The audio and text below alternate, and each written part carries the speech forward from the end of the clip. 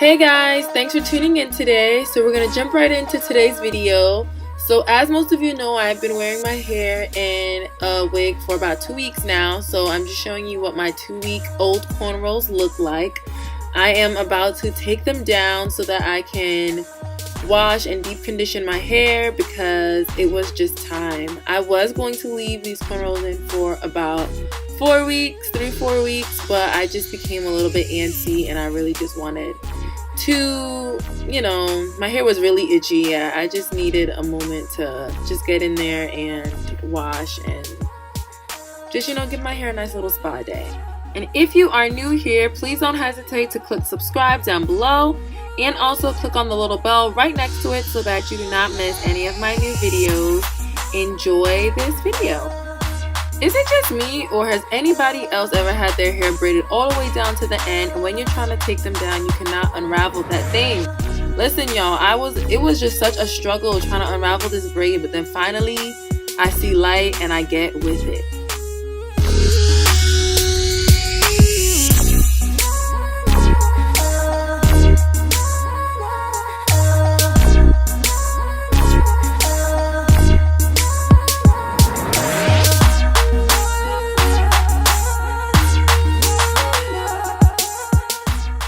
At the end of each braid, I'm just going to basically do a really light detangle, and then I'm going to twist my hair in like chunky sections.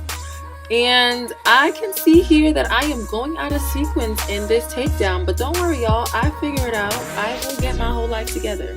I also am noticing that my braids don't even look that bad on camera, or maybe they do to some people. They were pretty rough in real life, but my hair was really itchy and I just could not even. I was going to do like a apple cider vinegar rings with the cornrows in. That's usually how I maintain my cornrows, to cleanse them, but I just really felt like I just needed a whole spa day.